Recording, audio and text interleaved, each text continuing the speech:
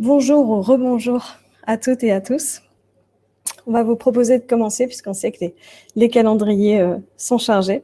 Donc bienvenue pour ce premier rendez-vous du cycle de webinaire L'intelligence humaine augmentée au service de votre chaîne de valeur. Je suis Lucie Picon, je suis directrice marketing et innovation chez Gigli et System Value. Et donc aujourd'hui, je suis en binôme avec Vincent Hollet, qui est fondateur de ces deux entreprises. Donc très rapidement, en quelques mots, puisque Vincent... Voici Vincent. Quelques mots à propos de ces deux entreprises. Vincent va vous en montrer davantage. Néanmoins, Gigli, c'est une entreprise qui propose une suite logicielle d'intelligence humaine augmentée. Et System Value, c'est un cabinet d'experts qui accompagne ses clients sur des projets stratégiques de transformation. Donc, ce cycle de webinaire est décomposé en 6 grands temps clés. Donc, une première session qui est la session d'aujourd'hui, la session introductrice, dans laquelle on va s'intéresser à comment maîtriser une chaîne de valeur étendue de l'ingénierie. Donc pour pouvoir lancer ce cycle. À l'issue de ce cycle, donc le 10 juin, on aura une session de synthèse pour pouvoir adresser ensemble les forces et les faiblesses, les points d'amélioration de l'intelligence humaine augmentée pour pouvoir répondre à vos objectifs.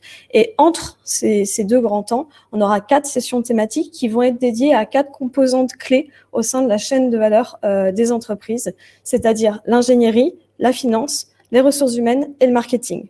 Pour revenir un petit peu plus en détail sur ces 4 composantes clés, donc le 6 mai, nous travaillerons sur comment prendre les bonnes décisions en conception, notamment dans le cadre de projets d'ingénierie. Ensuite, le 20 mai, nous adresserons la problématique de comment est-ce qu'on lie la finance et la roadmap, c'est-à-dire comment lier finance et ingénierie au service des bénéfices de votre entreprise. Ensuite, on se donnera rendez-vous le 27 mai pour parler d'une autre composante importante, parce que l'ingénierie et la finance, c'est bien. Néanmoins, on a besoin de talent, on a besoin de ressources vives. Et donc, le 27 mai, on s'interrogera et on investiguera sur comment on peut constituer une équipe en capacité d'atteindre vos objectifs grâce à l'intelligence humaine augmentée. Et en dernier lieu, on adressera le marketing et l'innovation avec comment est-ce qu'on peut définir le bon périmètre, le juste périmètre d'ambition pour pouvoir se différencier. Et donc, ça sera le 3 juin. Alors, hop. La session d'aujourd'hui, pour revenir un petit peu plus en détail sur la session d'aujourd'hui, donc elle est dédiée aux opportunités offertes par l'intelligence humaine augmentée, donc pour pouvoir être dans cette maîtrise de l'extension de la chaîne de valeur de l'ingénierie. Donc, dans un premier temps, Vincent va vous présenter ce qu'on entend par intelligence humaine augmentée, IHA.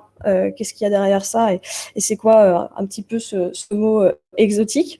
Ensuite, on adressera les 3 grandes étapes clés, c'est-à-dire rassembler, modéliser et exploiter ces 3 grandes étapes pour pouvoir justement déployer l'intelligence humaine augmentée au sein de votre organisation, donc à partir de démonstrations concrètes de comment ça peut se passer. À la suite de quoi, on va justement adresser l'extension de cette chaîne de valeur avec des démonstrations, donc appliquées à l'ingénierie, à la finance, aux ressources humaines et au marketing. Donc, ça sera le moment où on va commencer à introduire les 4 webinaires qui vont suivre. On terminera par des grands exemples d'applications qui vont être transverses et réplicables. Et après un temps de synthèse, donc on aura un temps de questions-réponses. Donc si jamais vous avez des questions, des remarques, n'hésitez pas. Vous avez un onglet dans le volet à droite de votre écran. Vous avez des questions et vous pouvez les poser. On y répondra donc à l'issue de la présentation.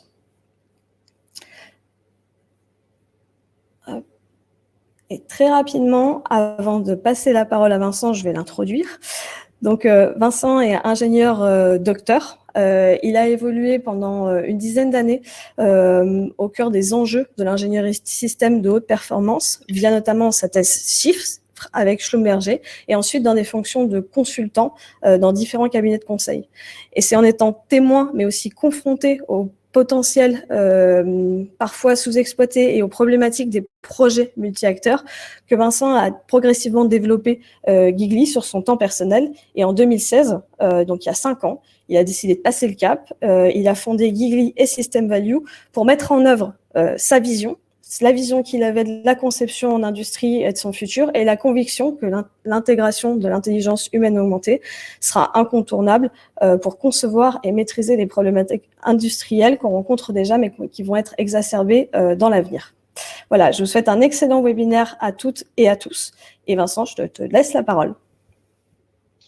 Parfait. Bonjour à tous. Merci, Lucille. Je vais partager mon écran pour récupérer la main sur la présentation et sur l'outil. Voilà, vous devriez voir mon écran. Alors, merci, Lucille, de cette introduction. Bonjour à tous. Alors, je suis ravi d'être là. Je suis ravi d'avoir l'opportunité aujourd'hui de vous présenter tout ce qu'on fait et tout ce qu'on touche sur des chaînes de valeur étendues au sein des entreprises. Donc aujourd'hui, on va principalement parler de Gigli. Alors une société qui a le nom qui chatouille un petit peu, c'est parce que nos premiers clients nous appelaient le Google de l'engineering. Vous allez savoir pourquoi. Vous allez vite comprendre pourquoi. Et donc, au fur et à mesure ces dernières années, on s'est bien rendu compte que la maîtrise des grands projets, des grands programmes dans les grandes entreprises nécessitait plus que simplement maîtriser une chaîne de valeur de l'ingénierie. Donc l'exercice d'aujourd'hui va être assez compliqué pour moi parce qu'il va falloir vous parler d'ingénierie, il va falloir vous parler d'innovation. On va aussi parler des deux autres composantes essentielles qui sont les ressources humaines. Si on n'a pas une bonne équipe, on a un projet qui aboutira pas ou qui tiendra pas ses objectifs. Et puis de la partie ingénierie financière parce qu'on ne développe pas des projets pour qu'ils ne soient pas rentables et que l'entreprise ne puisse pas grandir. Voilà, donc on va essayer de vous parler de ça aujourd'hui. On va pas faire les prochains webinaires dans cette heure qui vient avec nous. L'idée, c'est simplement de les introduire pour que vous compreniez les tenants, les aboutissants et comment les choses peuvent être faites avec l'intelligence humaine augmentée. Alors, comme disait Lucille, depuis 5 ans, on s'est très largement déployé dans l'industrie. Donc, voilà les clients actuels qu'on a dans l'industrie. Donc, dans quasiment tous les secteurs industriels, on est présent. Si je commence par le bas, on est présent dans l'aérospatial pour de nombreuses problématiques que vous pouvez imaginer concernant l'intégration de futures technologies, prendre les bonnes décisions aujourd'hui pour des systèmes qui verront le jour que dans 15 ans ou qui verront l'espace que dans 15 ans, trouver les bonnes plateformes technologiques, trouver les bonnes architectures qui vont être résilientes à plusieurs besoins pour imaginer faire plusieurs profils de mission lorsqu'on va voler sur Mars, par exemple. C'est tout à fait d'actualité. Sur la partie droite, vous avez des grands clients dans l'industrie de l'énergie pour qui on travaille. Donc, on travaille sur la prise de décision stratégique, ne pas se tromper très tôt en conception, sur des systèmes de contrôle-commande. Voilà. D'une manière globale, tous les systèmes sur lesquels on veut pas se tromper, on veut être sûr de notre décision, sur des plateformes de systèmes extrêmement complexes qui intègrent énormément de disciplines, sur l'équilibrage des réseaux dynamiques en énergie entre renouvelables et non renouvelables. Dans le domaine de l'énergie, où les clients sont très avancés sur l'intelligence humaine augmentée, ils ont fait d'outils comme Gigli, des outils de réponse à appel d'offres. C'est-à-dire qu'une fois vous allez avoir modélisé le savoir-faire de l'entreprise, ben finalement, on est capable de dire à ce savoir-faire, voilà un appel d'offres auquel je veux répondre, et puis le logiciel va pouvoir vous dire, voilà les plateformes technologiques que vous maîtrisez en interne et qui peuvent vous donner ce type de compromis pour prendre votre décision. Voilà, on va y revenir.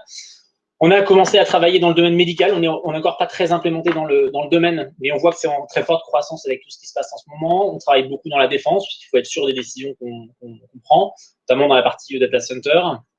On travaille dans le domaine ferroviaire sur comment gérer les prises de décision, les choix en entreprise étendue.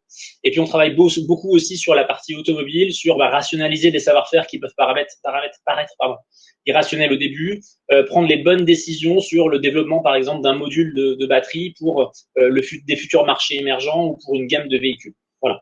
Donc, je vais essayer aujourd'hui d'être extrêmement concret dans tout ce qu'on va vous montrer. D'une manière globale, ce qui regroupe un petit peu toutes ces entreprises et ce qui probablement nous regroupe aujourd'hui autour de ce webinaire, c'est un constat commun d'éléments qui sont difficiles à faire aujourd'hui. Le constat commun qu'on a tous, c'est que faire de l'ingénierie de produits et de services aujourd'hui, ça n'a jamais été aussi difficile. Pour plein de raisons. J'ai pris un exemple d'avion, mais j'aurais pu prendre n'importe quel autre système. Aujourd'hui, on ne cherche plus simplement à optimiser une ou deux performances. Je fais du design to cost ou j'optimise la masse. On gère des multiples performances. Il y en a des centaines sur un satellite à gérer en parallèle. C'est devenu extrêmement compliqué. Cette complexité et l'intégration multidisciplinaire autour d'un produit fait que malheureusement, on est au XXIe siècle, mais on se rend compte qu'on est obligé de faire de plus en plus d'itérations, pas pour optimiser le système, mais pour le rendre faisable, pour trouver une solution qui va être un bon équilibre. Donc ça crée généralement peu de valeur de faire plein d'itérations. Ça nous permet juste de trouver une solution qui va être faisable, et puis ça frustre vraiment les ingénieurs.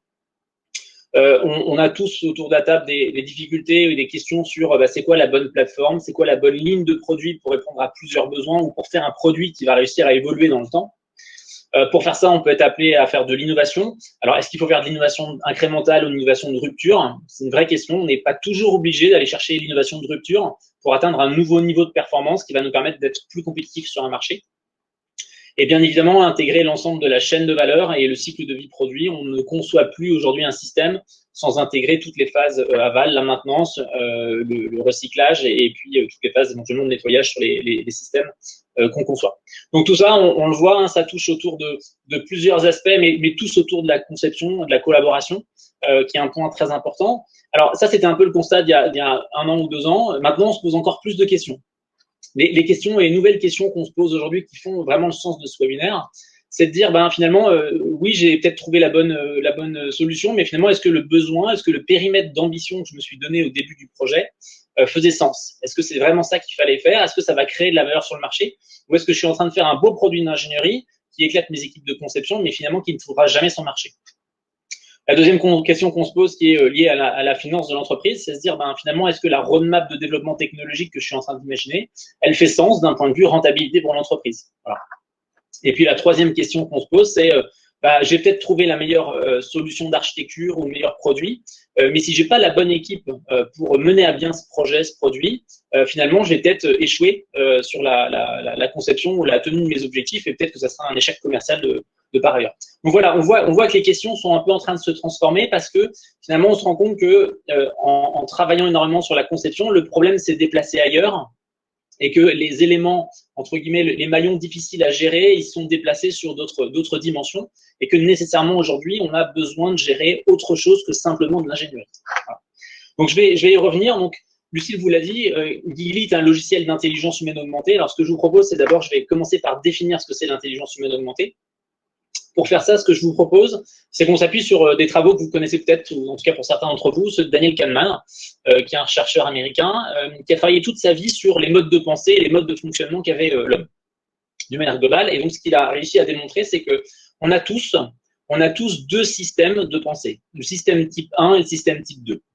Les deux interviennent toujours face à un nouveau problème de manière séquentielle. Donc, la première chose qui va fonctionner, c'est le système type 1, qui est le côté très intuitif, très instinctif, qu'on appelle le think fast, qui va nous permettre de dire, on va donner des orientations. Je prends un exemple très simple. Vous, face à un problème nouveau dans votre corps de métier, dans votre discipline, dans votre corps de connaissances, vous allez dire, tiens, face à ce genre de problème, ça peut ressembler à ça ou à ça, et donc je vais m'orienter vers tel ou tel type de solution. Voilà. Ça, c'est votre système type 1 qui est en train de fonctionner. Et puis, le deuxième système qu'on a qui fonctionne, c'est le système type 2, qu'on appelle le mode de pensée lent, qui est celui dans lequel on se dit, maintenant que je suis orienté dans cette direction-là, je vais finalement étudier en détail le problème pour voir quelle est la bonne solution et faire le fine-tuning. Les petits ajustements qui sont nécessaires. Et donc, face à un nouveau problème, finalement, on va itérer entre ces deux systèmes-là en permanence. Le système type 1 va nous donner des grandes orientations, le système type 2 va nous permettre de travailler ces orientations-là. Et puis, lorsqu'on va avancer dans la conception, dans notre projet, le programme, on va voir que le système type 1 va reprendre la main pour redonner des orientations, puis le système type 2 va reprendre la main, etc. Et donc, c'est comme ça un peu toute notre vie. Ce qui fait que, effectivement, des personnes d'expérience ont un système type 1 très développé parce qu'il s'est nourri de toutes les expériences qu'il a fait dans le système type 2, et donc du coup, il est potentiellement plus à même de préorienter les systèmes de manière assez rapide, basée sur son expérience. La deuxième chose qu'a démontré Daniel Kahneman, c'est que finalement, le système type 1, il avait un impact extrêmement fort sur les projets, les programmes qu'on gère, sur les décisions qu'on prend, et qu'il allait élaguer de manière complètement inconsciente, extrêmement rapide, par association, jusqu'à 95% de toutes les solutions qu'on pourrait imaginer. Ça veut dire quoi? Ça veut dire que quand on est face à un nouveau problème, en fait, on tue très très rapidement toutes les solutions pour aller vers les 5% essentiels qu'on va étudier plus finement. Alors, sur un projet avec des personnes expérimentées, une personne expérimentée seule face à son problème, ça peut ne pas poser de problème. Maintenant, imaginez-vous lorsqu'on est sur un projet collaboratif, où on a plein de disciplines, plein d'acteurs qui vont devoir interagir et collaborer ensemble. Et en fait, chacun va avoir son système 1 qui va travailler avec sa propre vision des choses sur le problème collaboratif. Et donc, chacun va prendre des premières orientations qui vont finalement réduire le scope des possibles à un champ extrêmement réduit et qui peut même aller tuer des solutions d'autres disciplines. Vous savez tous, le meilleur alors, produit, si on parle d'un avion, par exemple, le meilleur produit, c'est pas la somme des meilleurs moteurs, des meilleures ailes, des meilleurs fuselages, etc. Ça va être un équilibre à trouver, une gestion des compromis entre tous ces éléments-là. Alors, une autre manière de le représenter, c'est de se dire, eh ben, par exemple, si je traçais un petit diagramme ici avec 3 disciplines qui sont les 3 couleurs vert, bleu, rouge, qui vont travailler ensemble, eh ben, l'approche que nous a présenté Daniel Kahneman fait qu'on va se concentrer sur le petit périmètre vert qui est au milieu. Alors que, si on prenait un peu de recul en disant, au lieu d'étudier que notre système 2, je vais étudier notre système 1, ça aurait déjà pour objectif de dire, on va élargir le périmètre que chacun va finalement considérer, en disant, oui, je peux considérer quelque chose qui est un peu contre-intuitif pour moi, mais qui va dégager de la valeur pour les autres et qui, au global, va dégager de la valeur. Donc, ça va permettre d'élargir un peu le périmètre. Et puis, lorsqu'on s'outille sur cette intelligence collaborative, l'intelligence humaine augmentée, on voit qu'on est capable finalement d'explorer le champ des possibles que chacun est capable de considérer. Donc, finalement, on va s'ouvrir un champ des possibles qui va être extrêmement créateur de valeur. Voilà, c'est ça le principe de l'intelligence humaine augmentée. Alors, pourquoi est-ce que c'est si important? Alors, j'ai fait une planche de conception, mais je vais vite passer sur des exemples où je parlerai de ressources humaines, de finance et d'innovation. Mais ce qu'on sait tous, c'est que les premières décisions sont clés. L'exemple typique en conception, c'est de se dire, on sait que les premières décisions qu'on prend vont engager des coûts qu'on va voir arriver qu'après. Donc, on a engagé des coûts et puis on les a pas encore dépensés, mais finalement, ils sont engagés. Lorsqu'on fait un avion, par exemple, comme je vous ai parlé tout à l'heure, en composite, on sait qu'il va être beaucoup plus léger qu'un avion classique en aluminium. Par contre, aussi, il va être beaucoup plus cher. Quand on a pris cette décision-là, on n'a pas encore payé l'avion, mais on sait que la solution finale va être extrêmement chère. Ça, c'est un premier point, communément admis. Le point qui est beaucoup moins vu et pas encore perçu par tout le monde, c'est le fait de dire que ces premières décisions de conception vont aussi impacter les grands compromis de conception qu'on va avoir à la fin. Si je décide de faire un avion en monoaile, comme je vous ai présenté, ou un avion avec un fuselage et 2 ailes et 4 moteurs, comme vous avez juste en dessous, et en fait, les compromis ne vont pas du tout être les mêmes. Et une fois qu'on a pris cette décision-là, on n'arrivera jamais à revenir vers les compromis de notre décision. Si la décision était mauvaise, on est planté, il faudra changer complètement le produit. Voilà. Et donc ça, c'est tout à fait le scope de ce que font les outils d'intelligence humaine augmentée, et c'est tout à fait le scope de ce qu'on fait chez Gigli, c'est-à-dire travailler en phase très amont sur les premières décisions d'ingénierie qui sont les plus structurantes, qui sont celles qui vont potentiellement créer un plafond de verre au-dessus de nos têtes et qu'on n'arrivera plus jamais à casser, à remettre en cause dans le reste de la conception. Alors, ces logiciels-là ont quand même la capacité de travailler dans les phases plus aval de la conception, lorsqu'on a besoin de prendre un step back rapide sur un problème pour se dire qu'est-ce que je dois changer pour résoudre mon problème. Voilà. Alors, une autre, juste pour le plaisir, mais une autre manière de représenter ça, un slide qui vient d'un de mes clients, qui est de dire, au début d'un projet, finalement, on n'implique que quelques disciplines autour de la table, pas toutes celles qui seront impliquées sur le projet au début. On voit généralement que les gens travaillent sur les choses qu'ils connaissent et des choses éventuellement un peu innovantes. Plus on va avancer dans le programme, dans le projet, plus on va se recentrer autour de choses qu'on sait faire. Et donc, finalement, on reste dans notre zone de confort et on n'étudie jamais le champ des possibles tel qu'il existe réellement. Et c'est vraiment dans ce champ des possibles-là qu'on voit émerger des sociétés qui deviennent des licornes et des grosses sociétés qui viennent concurrencer des grands groupes dans des délais et dans des temps qui sont extrêmement courts. Voilà. Parce qu'ils sont sortis de leur zone de confort, ils ont oublié les approches très traditionnelles qu'on avait en se disant, finalement, je prends des grandes orientations et je vais challenger mes orientations. Voilà. Alors, Lucille vous l'a introduit tout à l'heure en disant il y a 3 étapes clés pour faire de l'intelligence humaine augmentée. La première clé, c'est de mettre autour de la table les experts. C'est de rassembler les expertises. Ça, c'est une phase importante, alors qui peut se faire en interne d'une entreprise, qui peut se faire en étant aidé éventuellement avec un cabinet de conseil. Et les 2 étapes d'après qui sont fondamentales, sur lesquelles on va passer un peu plus de temps aujourd'hui, sont, une fois qu'on a ces expertises-là, on va modéliser leur manière de penser. Je vais vous montrer un exemple aujourd'hui de manière assez succincte. Et puis ensuite, on va exploiter ce savoir-faire-là pour en tirer tout le bénéfice qu'on veut en tirer. Voilà. Donc, c'est le principe de ce que je vais vous montrer aujourd'hui sur Gigli, sur des exemples de démonstrations qu'on a créés pour l'occasion. Donc, Gigli est une chaîne outillée composée de 2 logiciels. On a un logiciel qu'on appelle le Gigli Pattern, qui est le logiciel dans lequel on va capitaliser le savoir-faire. Et on a un outil d'exploitation des résultats qui s'appelle le Gigli Intelligence. On a séparé les 2 parce que généralement, les gens qui exploitent les résultats ne sont pas les mêmes qui modélisent ou qui posent leurs problèmes. Et puis, les gens qui, finalement, ont un savoir-faire, ils aiment bien le maîtriser sans que ce soit partagé auprès de tout le monde. Donc, on a découpé l'outil en 2. Alors, je vais vous le montrer. Ça va être très concret. J'ai pas mal d'exemples à vous montrer. Je vais vous introduire ce qu'on va finalement faire lors de la démonstration. Alors, là, je suis sur l'outil d'exploitation. Alors, la première chose que je vais vous proposer de faire, donc je m'excuse, c'est un petit peu loin du domaine RH, pour le moment, mais on va y venir. C'est de vous montrer un exemple sur la conception d'un système extrêmement simple qui est un frein de parking. D'accord? On va même, on va électrifier une fonction existante sur une voiture. C'est très d'actualité dans l'aéronautique. On a une fonction de frein de parking avec un gros levier. Donc sur les voitures de collection, on a ce genre de système qui existe. C'est un système purement mécanique, qui est pas très agréable à tirer, qui fait un bruit assez désagréable. Et ce qu'on souhaite faire, c'est le remplacer par un petit bouton électronique dans l'habitacle et on va garder les systèmes de freinage de la voiture, on ne va pas tout considérer. Donc, on va simplement faire une petite fonction électrique qui va transformer un signal électrique en un mouvement de déplacement mécanique. Donc, c'est un périmètre assez simple, un projet assez simple, mais finalement, il est complexe parce que on a plusieurs parties prenantes à satisfaire dans ce genre de problème. On a une partie prenante qui est les utilisateurs finaux, hein, vous et moi qui allons utiliser notre voiture. Et puis, on a aussi un acheteur automobile qui est la personne qui va commander le frein de parking pour le monter sur une véhicule. Donc, c'est un PSA, un Renault, etc. Et donc, c'est d'autant plus compliqué que finalement, dans le périmètre de tout ce qu'un ingénieur est capable d'imaginer pour répondre à ce besoin, il y a une diversité de solutions qui est assez élevée. Alors, si je me plaçais dans une démarche très classique de conception, qu'est-ce qui se passerait? On analyserait le problème, on le décomposerait en sous-bouts pour que chacune des disciplines puisse travailler.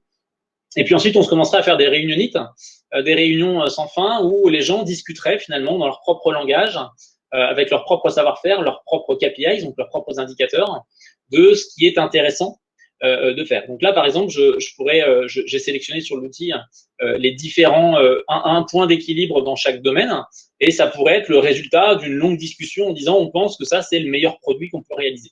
Et donc la deuxième étape qu'on aurait une fois qu'on aurait passé cette phase de sélection, ça serait de dire est-ce que ça répond vraiment aux besoins de tous nos clients. Donc, besoins de nos clients qui sont listés ici par un ensemble d'exigences attendues, finalement, avec une partie de performance.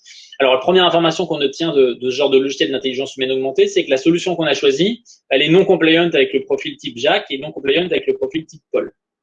Donc, finalement, elle ne répond pas aux besoins des end-users. Alors, on pourra en générer d'autres points de vue, mais elle répond pas à ce point de vue-là. Et la deuxième information clé qu'on a, c'est la solution qu'on a choisie ne répond pas à la partie prenante acheteur automobile de type français, donc suivant le type de véhicule français qu'on reçoit, qu'on achète, et ni au type de partie prenante qui est type Porsche. Voilà. Donc finalement, la mauvaise nouvelle qu'on a là, c'est la belle solution d'ingénierie qu'on a choisie, finalement, elle répond pas à l'ensemble des parties prenantes, voire même elle répond pas ici à aucune des parties prenantes. Donc dans la vraie vie, qu'est-ce qui se passerait? On commencerait à itérer en disant tiens, quel est le sous-système que je dois changer? Exactement comme dans une partie de ressources humaines, j'ai une équipe qui fonctionne pas. Est-ce que je dois changer un membre? Est-ce que je dois changer 2 membres? Est-ce que je dois changer le chef de projet? Et on commencerait à itérer pour voir comment on peut s'organiser.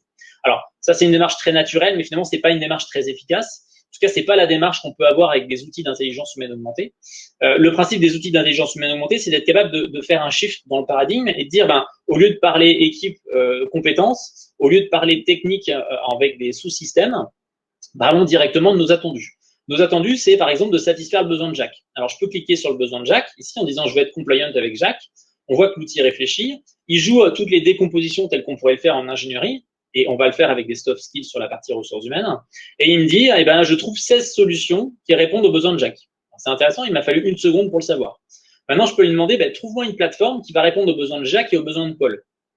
Je clique sur le fait d'être compliant aussi avec le besoin de Paul. Il réfléchit, il me dit, il y a 15 solutions qui répondent aux 2 besoins. C'est intéressant, j'ai trouvé une plateforme, j'ai trouvé 15 plateformes qui répondent aux 2 besoins. Maintenant, si Jacques et Paul achètent une voiture française, qu'est-ce qui se passe? Il faut d'abord respecter le point de vue de l'acheteur automobile type français. Il reste plus que 9 solutions. Et si Jacques et Paul achètent une voiture française qui a les caractéristiques d'une Porsche, il reste plus qu'une solution, ici en bas à gauche. Donc c'est le hasard, il aurait pu en avoir 0. Et donc si je vais voir sur la partie d'architecture, on voit qu'effectivement, notre système a convergé vers un système où on trouve une solution d'architecture qui répond à tous les besoins. Voilà. Alors, je vais pas faire le premier webinaire sur la partie ingénierie, mais voilà, vous avez compris le principe de l'intelligence humaine augmentée. On a capitalisé le savoir-faire. Je vais vous montrer tout de suite à quoi ça ressemble. Et on est capable finalement de jouer plein de scénarios pour trouver les bonnes solutions. D'accord? Alors ça, c'est un bon principe de l'intelligence humaine augmentée et des logiciels d'intelligence humaine augmentée. C'est se dire, on crée des scénarios, c'est ce qu'on a fait là, et puis après, on a des pages d'analyse technique plus détaillées qui représentent des points de vue des différentes disciplines. Voilà. Alors, comment est-ce qu'on arrive à ce genre de maîtrise? Donc là, j'ai quelque chose de nouveau pour nos clients qui nous suivent. Donc voilà la nouvelle version du Gigli Engineering Pattern qui va arriver chez vous dans quelques jours, qui est beaucoup plus proche d'une philosophie ingénierie système. Donc vous y retrouverez maintenant deux grands éléments, une vision boîte noire. On va caractériser ce qu'on attend de notre programme, de notre projet, sans décrire la solution, et puis une vision boîte blanche dans laquelle on va décrire la solution. Alors, je vous donne un exemple extrêmement simple sur une partie de drone. Première étape, on va caractériser ce qu'on attend. Donc on cherche à voler une certaine durée, à faire un certain nombre de vols par jour, et un temps de chargement entre deux vols, d'accord, avec des valeurs caractéristiques qui nous intéressent. On va dire que effectivement on va voler sur une planète. Donc, par exemple, on vole sur Mars ici, on aurait pu aller voler sur Vénus, et puis que notre rover martien, par exemple, notre drone martien, il va interagir avec un rover, soit qui est déjà posé sur la planète, soit qui va se poser à l'avenir. Voilà, d'une manière globale. Donc ça, c'est la première étape. On caractérise notre boîte noire et avec qui il va interagir en termes de système environnant. Deuxième étape, c'est on va rentrer dans le dur en disant notre projet, notre programme, de quoi il a besoin pour fonctionner. Donc là, par exemple, sur la conception d'un drone martien, on a des batteries de cellules, on a des cartes de communication, des instruments de vol, des systèmes d'atterrissage, des châssis, etc. Sur la partie ressources humaines, ici, on aurait le listing de toutes les compétences dont on a besoin sur notre projet. Et donc, pour chacune des modules et des boîtes, on va lister quelles sont les alternatives, les solutions qui s'offrent à nous. Par exemple, sur des cellules de batterie, pour faire un pack batterie, eh ben, on voit ici qu'on peut imaginer des cellules de batterie qui n'existent pas, nouvelles, qu'on va concevoir pour le problème, pour le besoin, ou alors on va utiliser des cellules de batterie qui existent sur le marché, de manière globale. Et donc, ces éléments-là, eh ben, on va les caractériser de manière extrêmement simple avec les choses qui permettent de les décrire. En ressources humaines, on va parler de soft skills. Ici, sur des cellules de batterie, on a des caractéristiques des cellules de batterie qui sont la masse, le volume, la capacité de la cellule, etc. Alors, petite nouveauté pour nos clients, maintenant, on a un petit indicateur de validation ici de l'information. Donc, on voit que sur toutes les cellules qui sont disponibles sur étagère, on est complètement validé. Et sur celles qu'on est en train de développer, on a une petite information en disant il y a de l'incertitude sur ces données-là. Voilà, une fois qu'on a fait ça, il nous manque une chose à faire, c'est capitaliser le système 1 et le système 2. Comment on pense notre problème? Alors, c'est là qu'on a énormément travaillé chez Gigli depuis des années pour être capable de faire quelque chose d'extrêmement simple. Et on est arrivé à quelque chose qui est, alors, pour des ingénieurs, extrêmement simple par rapport à ce qu'on pourrait faire dans un Excel. En fait, globalement, on va écrire la même chose que ce qu'on pourrait faire dans un Excel, mais en langage naturel. Et on va avoir des capacités complètement nouvelles. Donc, par exemple, la manière de gérer la masse des drones, l'ingénieur des drones rover nous a dit je la gère en disant je fais la masse de ma structure, plus la masse de mon électronique, plus la masse de mon power system, etc. Et je vais l'écrire comme ça en langage naturel. Donc, c'est beaucoup plus facile à lire que sur un format Excel. Et je vais écrire comme ça toutes les petites règles que j'ai en tête. Voilà. Que ce soit des règles physiques sur la puissance induite qu'on amène au moteur ou des règles de décomposition comme on vient de voir juste avant. D'accord? Donc, on a plein de mécanismes qui existent. On a, alors pour nos clients actuels, on a des nouveaux indicateurs sur la maturité des équations ou des règles qu'on va pouvoir poser. Donc, ça, c'est typiquement le travail qu'on peut faire avec un cabinet qui va aider les experts d'une entreprise à accoucher de leur manière de penser. Donc, on pourrait très bien avoir des règles qui sont quand c'est 2 tiers de ça ou 1 tiers de ça, voilà les orientations que je prends. Et donc, une fois qu'on a fait ça, le logiciel Gigli, par exemple, va dire j'ai compris ta manière de penser et je vais être capable de générer un cerveau électronique. Alors, première chose avant de gérer un cerveau électronique, pour nos clients actuels, on a développé, donc j'ai introduit quelques erreurs dans le modèle actuel, on a développé des warnings très détaillés pour dire est-ce que l'intelligence humaine augmentée que j'ai mis dedans, elle a des choses qui sont incohérentes, incompatibles ou qui représentent des problèmes potentiels. D'accord ? Donc le principe, vous l'avez compris, de l'intelligence humaine augmentée, c'est d'être capable de régler les problèmes qu'on a avec de l'IA en disant on ne sait pas comment ça pense. Là, les réseaux qu'on verrait dans le premier webinaire sont totalement explicites, on sait exactement dire comment les choses sont pensées. Et donc, le principe de Gigli, c'est se dire, j'embarque tout ce savoir-faire-là, je vais m'auto-programmer en prenant en compte toutes les solutions que vous m'avez proposées ici, et je vais vous générer un petit fichier intelligent qui vous permet d'ouvrir avec ce logiciel d'intelligence un problème donné que vous voulez tacler. Par exemple, comment est-ce qu'on est capable d'aller voler sur Mars pour y faire différents profils de missions qui sont d'observation ou des drones cargo, etc. Et je suis capable ainsi de dire, je vais sélectionner un profil de mission. Par contre, je vais aller prélever une roche qui est à 10 minutes de vol de mon rover. Et donc, le système va être capable de vous dire directement quelles sont les bonnes solutions d'architecture qui sont à retenir, qu'on voit en bleu ici, et celles qui sont éliminées qui sont en blanche. Et lui, il a géré toute la combinatoire, toute la conception, comment on conçoit un pack batterie, etc.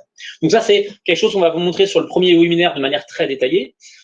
Je vais maintenant passer sur d'autres aspects et d'autres volets qui intéresseront les gens qui participent à ce webinaire. Par exemple, sur les ressources humaines. Donc, on n'est pas des experts de domaine, on travaille avec une société qui s'appelle MPF Paris, qui est un cabinet spécialisés sur tout ce qui est intelligence comportementale. Donc, on va largement vous en parler lors de leur webinaire, donc d'analyse de soft skills, etc. Et notre cabinet a la particularité d'avoir réussi à finalement être capable de voir comment il fallait organiser et comment il fallait au mieux choisir à partir des soft skills la composition d'une équipe pour répondre à un problème d'ingénierie, mais aussi à un autre problème. Si les avocats autour du webinaire, sur un dossier important, il faut choisir les bonnes personnes qui vont travailler ensemble parce qu'il y a des choses qui peuvent mal se passer. Alors, si on se plaçait dans une approche très traditionnelle de conception d'un projet, on se baserait beaucoup sur les hard skills, donc finalement les compétences fortes. Et donc, ça reviendrait par exemple à dire, je vais choisir un certain nombre une personne par discipline qui m'intéresse ici, et donc je vais demander au logiciel en disant, avec leurs soft skills de chacun, quelles sont les potentielles difficultés que cette équipe peut rencontrer. Donc là, on voit très rapidement, en se basant que sur les hard skills, qu'on va avoir des difficultés sur ce qu'on appelle des risques de friction, on va vous le détailler, et puis qu'on va avoir, si on on est dans un contexte de télétravail fort, de gros risques en télétravail qu'on vous expliquera très en détail dans le premier séminaire. Donc ça, c'est une approche très classique où finalement, de la même manière qu'en ingénierie, on choisit des membres d'une équipe, on va découvrir les problèmes chemin faisant, et on a développé avec MPF une approche pour dire, finalement, je suis capable de choisir, par exemple, de dire, je n'accepte pas que mon équipe ou mes employés prennent des risques en télétravail, donc je cherche à minimiser mes risques en télétravail. Je vais voir que j'ai un nombre maximum de jours de télétravail par semaine que je ne peux pas dépasser. Donc là, par exemple, je ne peux pas aller à 5 jours de télétravail. Et si j'en choisis 4, je vais me rendre compte que finalement, l'outil est capable de me proposer une équipe projet qui va converger. Et donc, si je dis directement que je veux que le pilotage de l'équipe soit fait pour minimiser des risques de friction, d'interaction, finalement, je vois que j'arrive à converger vers une équipe projet. Et donc, lui, il a géré tout seul toute la combinatoire, toute la complexité qu'on a en mariant les différentes soft skills qu'on vous présentera lors du webinaire. Voilà. Et donc, on a d'autres approches complètement complémentaires. Alors, je l'introduis quand même. Par exemple, lorsqu'on va concevoir un système complexe, ou sur un projet complexe, ça serait la même problématique, on voit qu'on va avoir des lieux de collaboration qui vont être extrêmement forts, sur lesquels on se dit, si cette collaboration se passe mal, le projet va mal se passer, donc on veut absolument que ça se passe bien. Et donc, on est capable, dans ce genre d'outil, encore une fois, de prendre le contre-pied à une démarche classique et de dire, je cherche à minimiser les risques de friction, donc finalement à maximiser la manière dont ça va se passer sur certaines interfaces, comme je suis en train de faire ici. Donc, je suis en train de dire au logiciel, je veux favoriser des interactions qui m'intéressent parce qu'elles sont importantes pour mon projet. Et je vois ici que le logiciel est capable, en utilisant le savoir-faire des experts, de directement définir en disant quelle est l'équipe qui répond à ce besoin-là. Voilà. Et donc, si je vais un step plus loin en disant je veux que l'équipe soit pilotée par quelqu'un qui va apaiser finalement les choses, on arrive sur un équilibre de projet qui répond aux besoins. Voilà. Donc, on a pris encore une fois le contre-pied à cette démarche-là. Alors, je vois qu'il y a des questions, j'entends des petits bruits, je l'ai fermé, excusez-moi. Je vais les réouvrir. Donc là, on a vu une partie ingénierie, on a vu une partie ressources humaines. On peut voir une autre partie sur la partie financière, chose qu'on a développée avec un autre cabinet de conseil qui s'appelle OpenLab.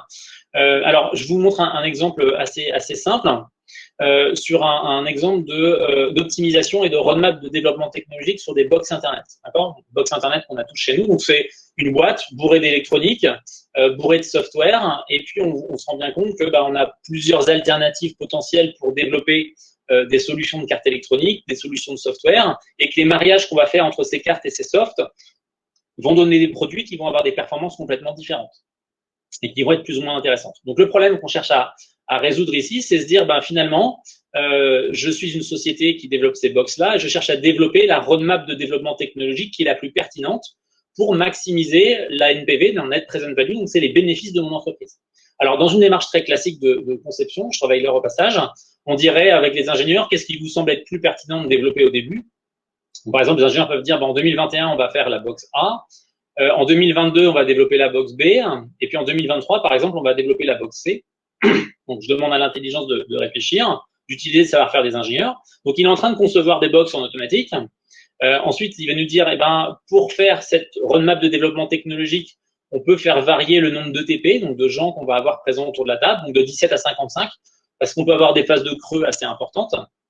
Par exemple, je peux lui dire, tiens, j'ai maximum 28 personnes en termes de TP. Donc, je lui mets le scénario, il réfléchit en disant quelle est la bonne répartition entre le hardware et le software.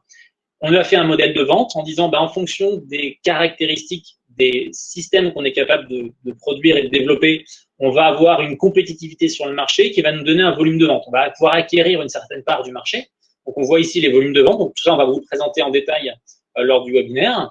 Et puis, finalement, ce que nous dit Gigli, c'est on aura une NPV ici un peu moyenne qui sera de 272 millions d'euros sur l'exercice. Voilà. Alors, elle est un peu moyenne parce que Gigli, qui calcule tout seul les bornes, il dit on est capable de trouver des solutions jusqu'à 600 millions. Alors, vous allez me dire, ça, c'est le point intéressant. Donc, oublions ce scénario-là.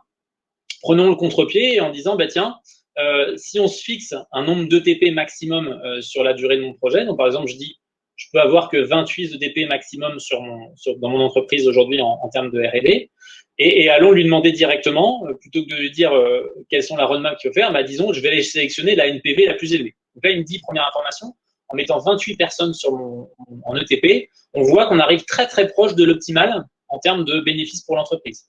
Je peux maintenant aller chercher cette valeur optimale qui est quand même de 540 millions, donc on a quand même fait x2 avec le même ETP sur l'entreprise. Je laisse l'intelligence réfléchir et là il me dit quoi? En fait, en 2021, il faut développer la box C.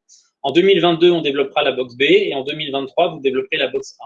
Et vous aurez des volumes de vente cibles en 2021, 2022, 2023 qui correspondront à ça. Voilà. Donc, on a encore une fois compris le contre-pied et on se rend compte que le développement de la roadmap qu'on avait imaginé au début, on fait exactement l'inverse et que ça a plus de sens par rapport au marché parce qu'il y a beaucoup de dimensions à intégrer. Alors, bien sûr, le calcul de NPV ici qu'on a intègre les coûts de l'entreprise, les taux d'amortissement, etc. Voilà, c'est de l'ingénierie financière, mais ça se modélise très bien sur des logiciels d'intelligence humaine augmentée. Donc, jusqu'à maintenant, on a vu une partie ingénierie, on a vu comment on connectait la partie ressources humaines à l'ingénierie, mais on peut aussi très bien imaginer faire tout simplement la partie ressources humaines seule sur un projet qui est complètement différent de l'ingénierie. L'analyse de soft skills marcherait de la même manière. On a vu une partie d'ingénierie financière en disant comment je choisis la roadmap de développement technologique pour être capable d'optimiser finalement les bénéfices de mon entreprise. Et il nous manque un élément que je vous ai introduit tout à l'heure, c'est la partie innovation. Donc, on a développé avec une société hybride, développée par 4 associés, et donc qui est une société qui développe tout ce savoir-faire d'analyse de l'innovation. Alors, d'une manière globale, je vais faire rapidement sur cet exemple de projet qui est un projet de développement de la mobilité urbaine.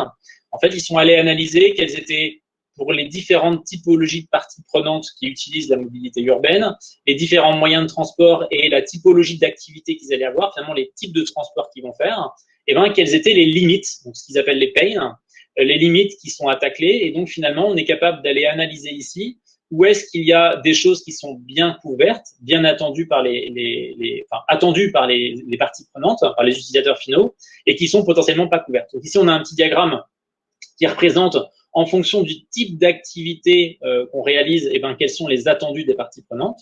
Et puis, on a la même chose sur cette partie-là, où on dit ici quelles sont les solutions qui existent, les voitures partagées, les voitures électriques disponibles, les voitures privées, quels sont les attendus, quelles sont les performances des différentes solutions par rapport aux attendus des clients. Et puis, ils ont développé des algorithmes qui permettent de dire quel est le périmètre attendu idéal pour les nouveaux utilisateurs sur des types d'activités attendues et qu'on souhaite venir tacler. Donc, on voit par exemple de manière très visuelle que sur les temps d'utilisation, sur la qualité de l'air, on cherche à améliorer les choses. Par contre, au niveau confort, c'est pas nécessaire d'aller aussi loin qu'une voiture privée pour atteindre le bénéfice sur le marché. Voilà. Donc, ça permet quoi? Ça permet de tester si une solution qu'on a développée, éventuellement explorée avec Gigli, répond au mieux à ces attendus-là et à ce bon positionnement marché, ce bon périmètre d'ambition, ou est-ce qu'il faut changer de solution? Donc, vous voyez bien le couplage entre les activités d'hybride et ceux de Gigli qui permet de dire on positionne au mieux le périmètre d'ambition et les problématiques qu'on cherche à résoudre et qui ne sont pas couvertes aujourd'hui par le marché, ce qu'on appelle donc des poches de valeur, et d'étudier avec Gigli toutes les solutions qui s'offrent à nous pour voir celle qui va matcher au mieux les attendus en comblant des poches de valeur qui vont être des breakthroughs pour vendre le produit. Voilà. Alors, je suis allé un peu rapidement, mais encore une fois, on ira très dans le détail sur les 4 webinaires qui vont venir à nous. Je vais revenir sur la présentation principale. Alors, oui, une chose que je ne vous ai pas montré. Bien sûr, on a commencé à tacler des systèmes extrêmement complexes, vous l'avez vu. On a commencé à tacler des systèmes de systèmes. Donc, on a des démonstrations sur des systèmes de systèmes qui collaborent ensemble. Donc, on vous le montrera lors du premier webinaire sur comment on fait du système de système, par exemple sur des drones sous-marins. Donc, je vous ai montré sur ces exemples de démo finalement ce que des clients, ce que vous pourriez faire avec des logiciels d'intelligence humaine augmentée en les appliquant dans votre périmètre, dans votre contexte. industriel ou tout autre. On a aussi développé des cas d'application tout à fait génériques. Donc, par exemple, on a développé des cas en disant, si on voulait implémenter un parc éolien, où est-ce qu'on pourrait le faire et quelles sont les technologies qu'il faudrait utiliser. Donc, on a fait un Gigli qui consiste à dire, je décris la taille de mon champ, je décris les conditions météorologiques que j'ai dans cette région de la France ou du monde, et puis on a importé dans Gigli le catalogue des 1181 éoliennes qui existent sur le marché mondial, et on a un petit logiciel qui permet de dire quels sont les types d'éoliennes qu'il faut utiliser et comment il faut organiser les éoliennes dans un champ pour maximiser la production d'énergie en minimisant les coûts des systèmes. Voilà. Donc ça, c'est un exemple applicatif qui sera bientôt remonté dans Gigli en mode utilisable par tout le monde. Un autre exemple de cas applicatif, mais il y en a bien d'autres qu'on a taclé aujourd'hui, c'est l'analyse d'une chaîne, d'un cycle complet de batterie. Aujourd'hui, on parle beaucoup du cycle de batterie, son utilisation. Il est difficile d'aller analyser tous les impacts écologiques du prélèvement des ressources jusqu'au recyclage. Et du coup, on a effectivement fait un exemple de démonstration sur ce sujet-là avec un cas phare d'analyse de l'impact écologique d'un pack batterie de Tesla 3. Ce sera très intéressant, ça sortira d'ici quelques semaines sur Internet. On a taclé aussi d'autres problèmes tout à fait d'actualité qu'on voit dans la presse en ce moment. À savoir, j'ai une entreprise, par exemple, qui pollue, qui rejette du CO2 dans l'atmosphère. Je veux améliorer mon empreinte environnementale. Qu'est-ce que je dois faire? Est-ce que je dois planter des arbres? Est-ce que je dois investir dans des technologies de CO2? Donc, on a développé un Gigli qui permet de dire, voilà, je cherche à réduire de 30 000 tonnes le CO2 que je rejette tous les ans. Je peux travailler sur mes usines, bien évidemment, et je peux aussi travailler sur une compensation en investissant dans différentes technologies. Qu'est-ce que je dois faire? À quel coût? Pour avoir quelle efficience. Voilà, donc on aura bientôt un Gigli qui tournera là-dessus. Et puis du coup, j'en profite, je fais un petit appel à projet pour vous dire que voilà, Gigli, on aime les challenges, on cherche à tacler des systèmes un peu nouveaux. Donc, je vous ai montré quelques challenges qu'on a récemment taclés. Il y en a d'autres qui sont des évidences, peut-être plus pour vous que pour nous. Donc, si vous avez des sujets d'intérêt à tacler, n'hésitez pas à nous envoyer un petit mail sur contact@gigli.net, qu'on puisse regarder ce genre de sujet et voir si effectivement ça nous intéresse d'aller tacler ce genre de sujet. Un exemple de sujet typique qu'on nous demande en ce moment, c'est est-ce que je dois faire une application monolithique versus microservice? Donc, comment je dois découper une application software pour être capable de l'installer à différents endroits et avoir une bande passante très, très élevée. Voilà. Alors, je vais me permettre de faire une petite synthèse. Je crois qu'on est dans les temps. Il est 42, c'est parfait. Sur ce qu'on a vu dans ce premier webinaire et donc ce qu'on verra plus en détail dans les prochains.